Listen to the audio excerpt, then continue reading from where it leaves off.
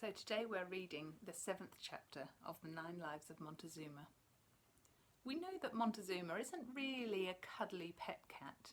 He's a real wild farm cat, isn't he? He chases birds out of their nests and he gets into lots of fights with other tomcats. But he's still an amazing cat and best friends with Matthew on the farm. Let's see what scrapes he gets up to today. Chapter 7, The 7th Life. Montezuma's boundaries extended as the years passed. He was satisfied as a young cat to roam close to home, returning regularly to the farmhouse for his meal. His favourite hunting grounds lay in the hedges, barns and fields around the farm. Here hunting was a science, and with his knowledge of the ground and his wide experience he could be assured of at least some kind of kill. Beyond, out in the wilderness, hunting was far more chancy affair, and though often more exciting, was invariably less successful. But there was another reason besides hunting for wandering around. The local she-cats had become few and far between, and a tomcat must chase the she-cats if he is any kind of a tom. That means that he wants a girlfriend and he has to go looking for one. Already Montezuma had sired perhaps 100 kittens during his lifetime, innumerable tabby farm cats, Persian cats, Siamese cats, and once a sleek aristocratic Abyssinian. All had fallen for his rough charm, and the parish was heavily populated with his progeny, many of whom possessed the telltale white patch on their throats. His success rate with the ladies merely spurred Montezuma to greater efforts, and he began to wander further and further afield in his search for new mates. It was during one of these expeditions that Montezuma overreached himself and came to grief. Oh dear, why am I not surprised? As the years passed, Matthew was taking more and more of the running of the farm onto his own shoulders. It was corn harvest, and he had been busy combing the barley and bringing in the bales of straw.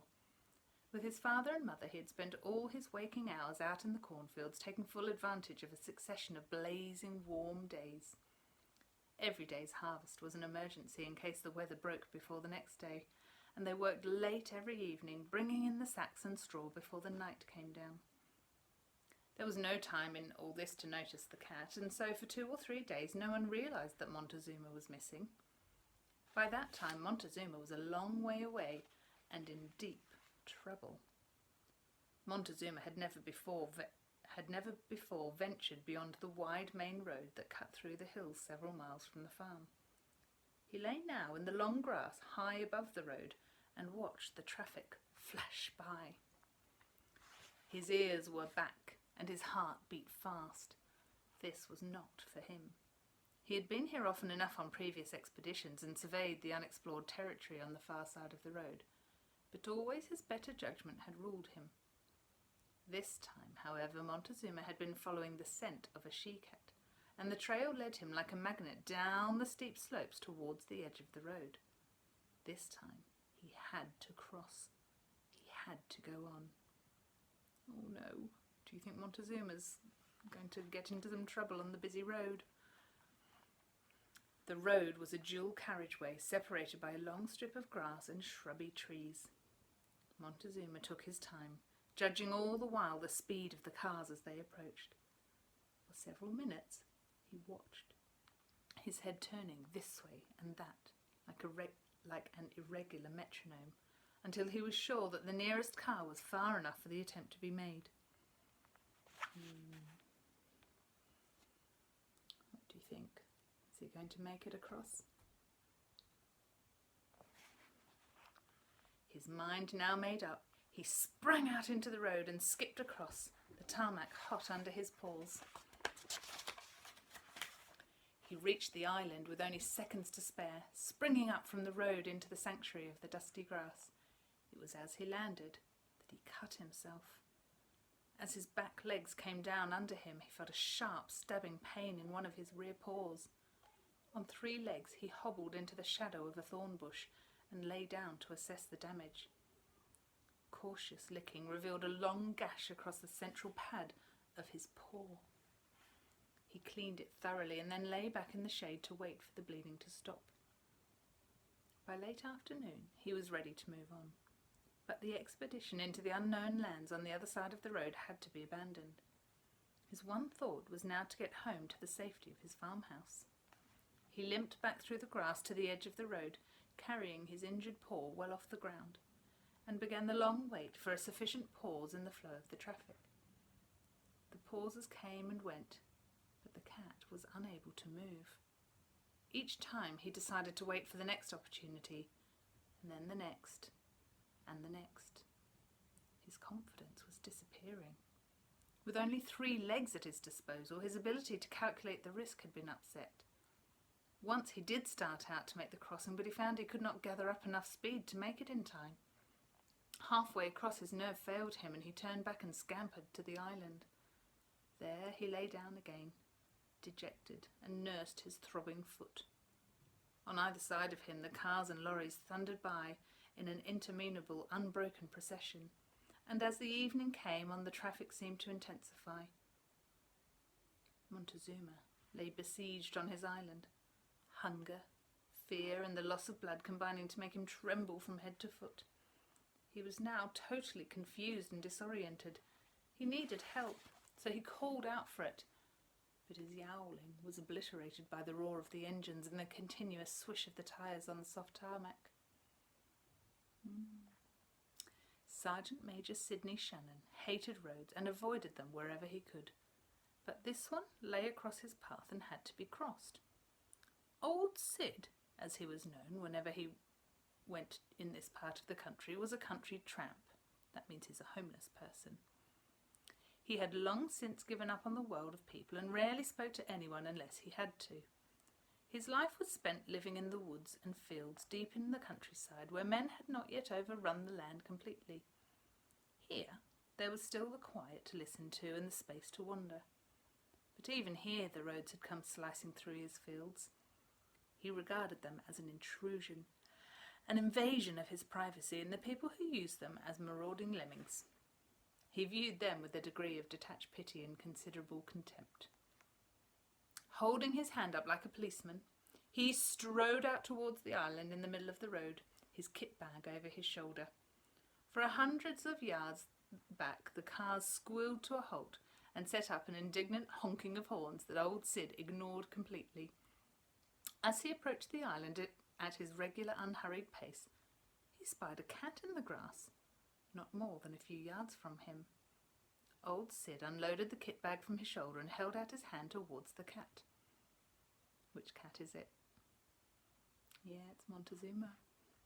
Montezuma's first instinct was to run for it. For it was a strange-looking being that confronted him. Old Sid was a tall man with a craggy, pitted face and a shock of completely white hair that fell down over his forehead. He wore what he always wore, summer or winter, his old heavy khaki trousers over a pair of high black boots, and a drill khaki shirt done up at the neck. His greatcoat was in his pack along with his billy can and his razor. "Don't be afeard, son," he said. "'Tis only Sid, and he'll not hurt you. Don't you be afeard." The voice was warm and gentle, and Montezuma felt he had found a friend. He made no resistance as the old man knelt down beside him and made to stroke his head. The cat stood up and walked towards him and pushed his head into the welcoming hand. "Ah, bad paw, have you, son? We'll soon have that right, soon as we get out of this place. No use waiting for them, son. They'll never stop. They don't stop for people, so they'd hardly stop for a cat. They'd run you down first and then say sorry after. They're all in such a hurry." He picked the cat up in his hands and opened the end of his kit bag. "You stay there now and just watch." And with one arm around his kit bag, old Sid stepped out in front of the traffic and threw up his hand in imperious gesture. He stood, legs apart, in the middle of the road, facing the cars until everything had come to a halt.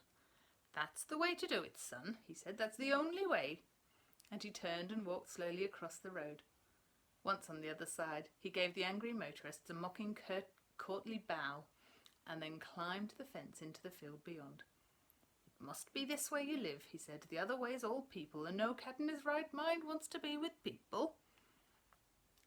For a few days after, he realised that Montezuma was missing, Matthew did not worry unduly. He had known Montezuma now for nearly 10 years and had become convinced of his ability to survive anything. But after a week or so, even his conviction began to weaken.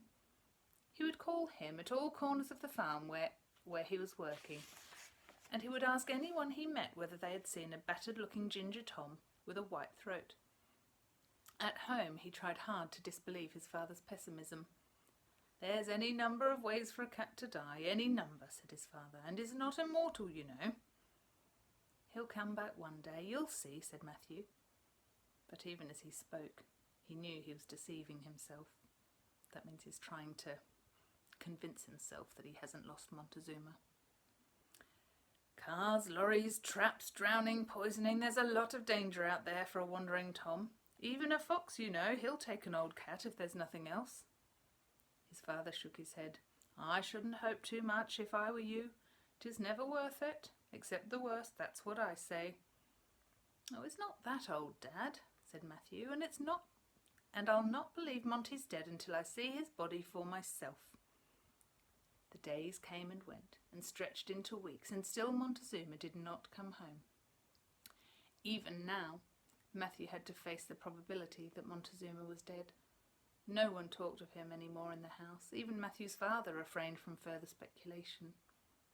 Speculation now led always to the same conclusion, and that they kept private so that each should not reveal his worst misgivings to the other. That means that quietly they all think that Montezuma's died somehow. After 3 weeks, Matthew's mother moved the cat box from the corner by the stove and took it out to burn it in the orchard. Matthew noticed it was gone that evening, but he passed no comment. None was needed. Some miles away in the water meadows that ran alongside the river, the old man and the cat had set up home in a deserted fishing hut. Montezuma's paw had healed cleanly and spent his convalescence sunning himself on the banks while old Sid fished for trout in the river. They lived on a diet of trout and milk. The milk was taken surreptitiously from a dreamy Jersey cow that grazed on a hill of buttercups nearby. She stood quite still, only occasionally turning a mildly inquiring eye to see what was going on underneath her.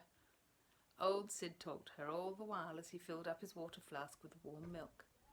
The trout were just as easy for the old man. He made his own flies from the cat's ginger fur and found discarded hooks hanging from the alders along the banks. It was never that long before the line jerked in his hand and he pulled in yet another sparkling trout. That's a river fish.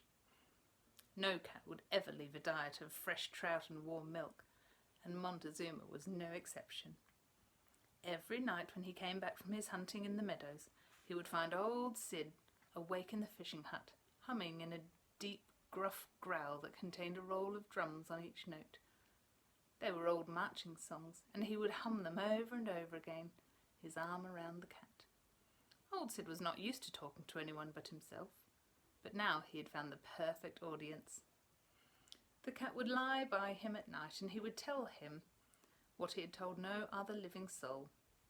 He would tell of the terrible war he had fought, of the men who had died and the men he had killed, of the bombing and the shooting and the fear. He would tell of his return home to his family, to the street that had crumbled into rubble, to the graves of his wife and children. He told of the hospital where they thought he was mad, and the world outside where men still killed each other and where the bombs still fell. The cat lay and purred beside him as he talked, shooting his claws in and out of the greatcoat that acted as a double blanket. "I'd have been happy as a cat," said the old man one evening as he looked down at his companion. "'Twould be good not to know anything." So even though it's sad that Matthew doesn't have Montezuma around anymore, I think Montezuma has been a really good friend to old Tom. Old Sid, I mean. A few days later, the water bailiff came with a policeman and with the farmer that owned the Jersey cow and the Buttercup Hill. Old Sid was fishing when he saw them coming. He threw his line in the river and drank down the last drop of the milk. "Trouble," he whispered to the cat. "Seems we've outstayed our welcome. You run along now, son, else I'll put you in as well, and I shouldn't want that." But that cat sat where he was beside him. "Ah, you again, Sid," said the water bailiff as he came closer. You've been warned often enough." "Good afternoon to you as well," said old Sid. "Mr. Hildstock here," the policeman said, taking off his cap and wiping his brow.